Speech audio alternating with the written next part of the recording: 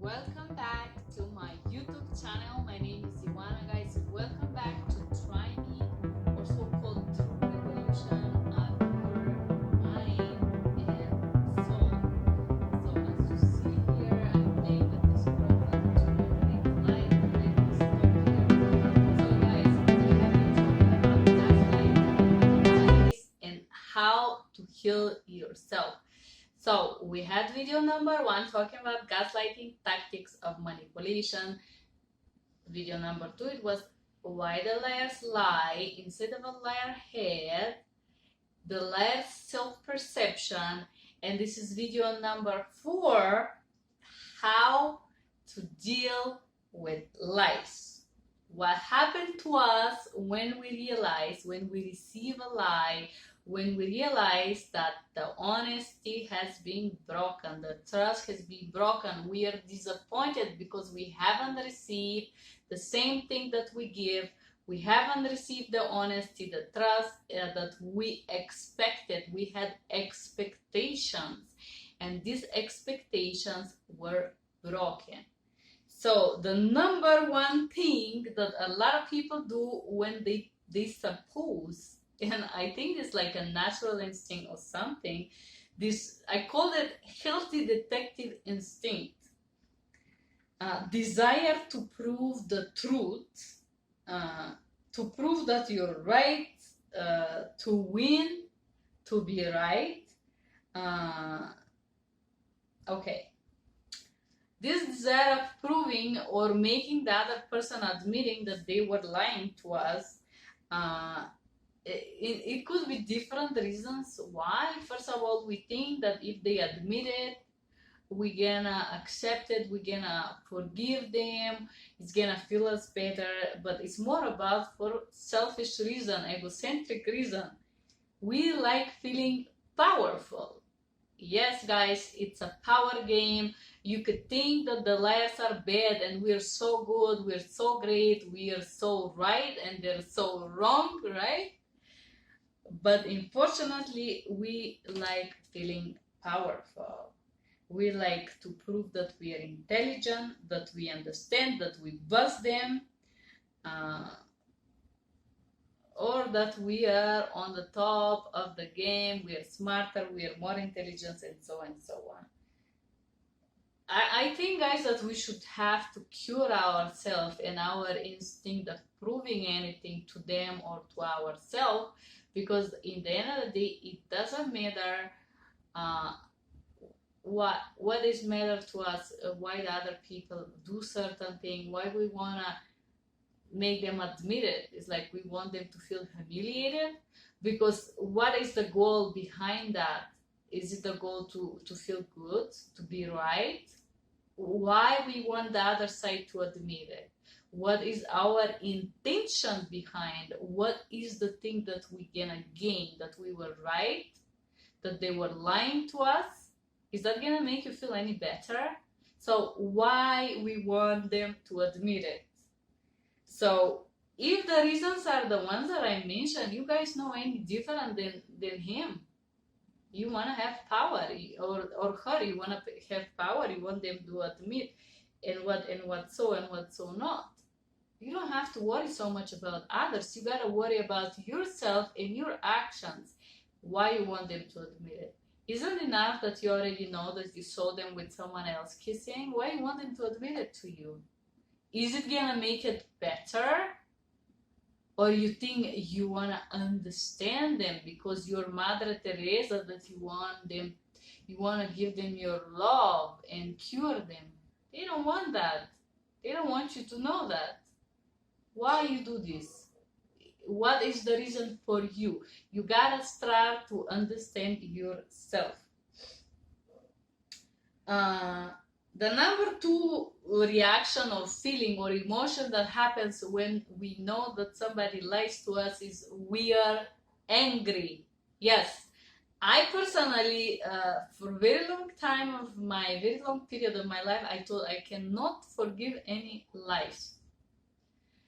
And this was like a big, rather if I catch somebody in a small lie, that was it. I would just basically cut the bridges and not talk to this person. I felt so angry. So why we feel angry? We gotta understand what's the reason behind the anger. I am very scary person to talk to. That's not a nice thought, huh? So it's better blame him, think him he has a defect, this person that lied to me is bad, he's terrible, he do something wrong. But why I am so angry? Because I feel responsible for what the other person do, right? Oh, I am so scared to talk to. I am not good enough. I am not good enough to be told the truth. I am not worthy for the truth.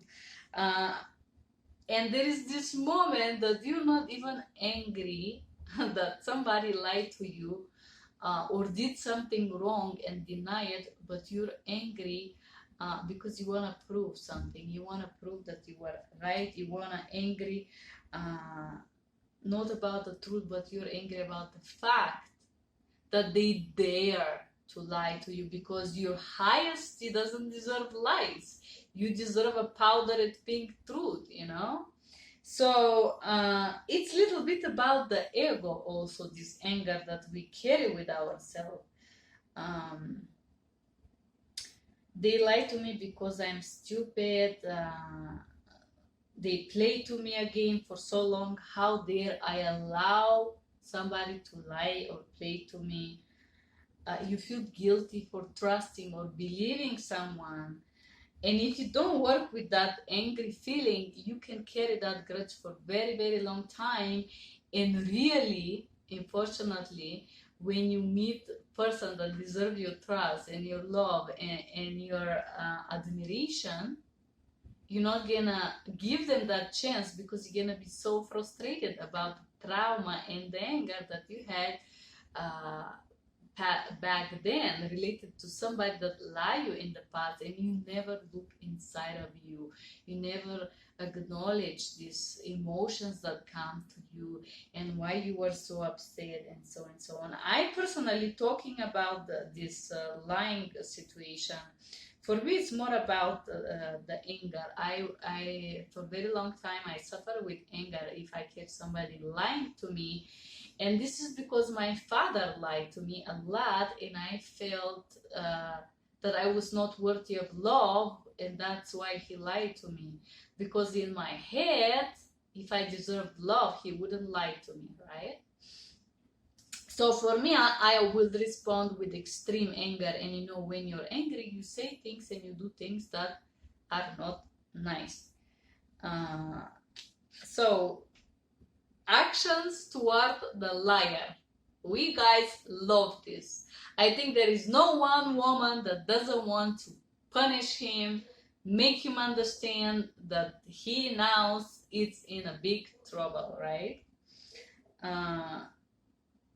Pressure to admit the fact. Let's say they lie to you, or they make something, you shame them, guilt them, and question them. Guys, you revive their childhood trauma. When you do this, instead of pressuring them to admit that they say something wrong, the unpleasant thing is to swallow this angry ego and ask them, how are you? This choice make you happy? And so, which is very, very difficult. Number two, a lot of women gonna punish the man. They wanna punish him. If a person lies to you, it means they don't trust you. They don't trust you, gonna accept them with their defects and problems and mess up head. So they do it also for you.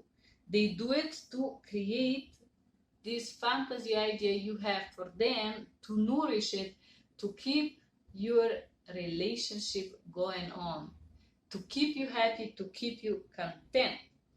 They do it because they fear of refusal and so on.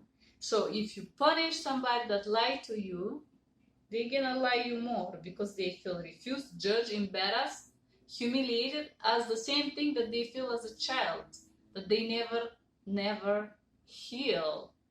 So guys, this is very deep topic, Because being angry at a liar, it's an easy thing, but understanding the reasons behind is a little bit more against your ego. It's not so pleasant, right? It's like, I don't want to be empathic for them. I don't want to excuse them. I don't want to understand them. Well, you gotta understand them because you gotta understand yourself, your own emotions, and find your peace in between there, in this big mess of lies or truth or whatsoever is happening.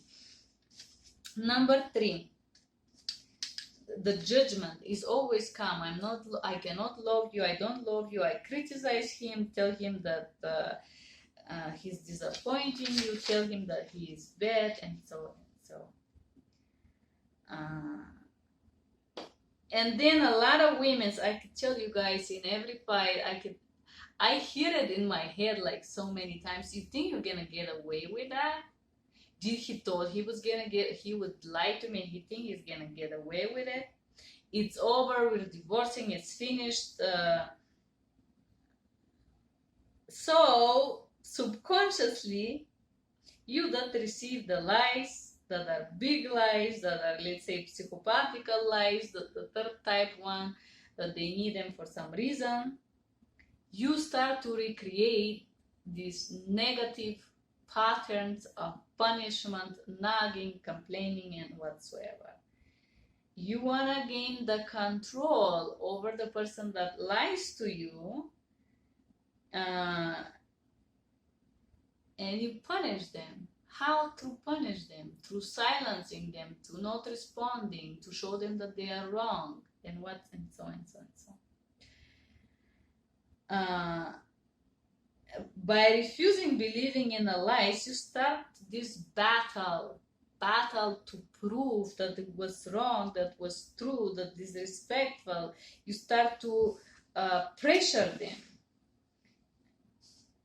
You start to be negative and destructive. You enter into a destructive pattern. They are destructive for you. You're not gonna touch the liar persona whatsoever. The persona is just fantasy here. It's here. That's a persona. When you start to have these negative patterns of the truth and make admit, and it's unhealthy, guys. It's unhealthy for you. If you refuse their truth, it means you refuse to love, accept, admire, give them. Does it really matter at this point? Is it okay to get into this pattern to prove yourself? What do you gain when you prove yourself? So in order to come out healthy of a liar's game, is like, don't discuss it. Don't. You don't need to prove anything. You already know the truth. And then if you prove it, so what? Just think about what you can gain. Be intelligent, be smart, don't react on it. It doesn't matter, because why? If you don't see this as also part of your reality, as a part of the person like that, and accept it, your self-perception start to corrode. Why your self-perception start to corrode? Because you start wanting to prove something. You start to be involved in the pattern of that other person, and instead of caring for yourself, for your own feelings, your own actions, you're busy with the other. I am light, and there is become these things that you heard as a child probably. I'm light because I'm naive. I believe to everything. I trust everybody too easy, and what so on. I am naive, and you start looking to find a problem with inside of you, because eventually as a child you were trained to look for problem inside of you and blame only yourself for whatever is happening around you. There must be something wrong with me, he's lying to me, right? You doubt yourself, your self-value, self-perception, your own truth. Yes, that happened, guys. So if you have insecurities, if you have childhood trauma, if you have problems with self-perception, it's not because of the liar. This is already something on the side. It's due to your own past. It's due to your own childhood experience. Guys, don't blame it on the guy or on the girl. It doesn't matter. They're just a signal. They're just a red light for you to make you look inside and see back inside of the days, inside of the past, what happened back then that make you hold that grudge, right? So avoid trying to prove, avoid questions, avoid being right, and so whatever. When we are angry, we have self-doubt. So try to see how I feel and why. You probably have a trauma and you don't even remember it, right? Instead of judging, instead of acting, wanting to prove something, try to understand. Look in the past when somebody lied to you. What did you do? Why did you do it? What was you were hoping that you're gonna hear or you're gonna receive? How that thing make you feel? How that thing make you feel? Why did you exercise pressure on somebody to admit the truth? Did you want to have the power? Did you want to be right? What did you gain? Talking about self-perception. Were you used to be criticized, not be worthy, not be acknowledged as a child? How did you accept yourself? Did you accept yourself well? The most important things, guys, to understand here when you deal with people that lie to you is that you're not responsible.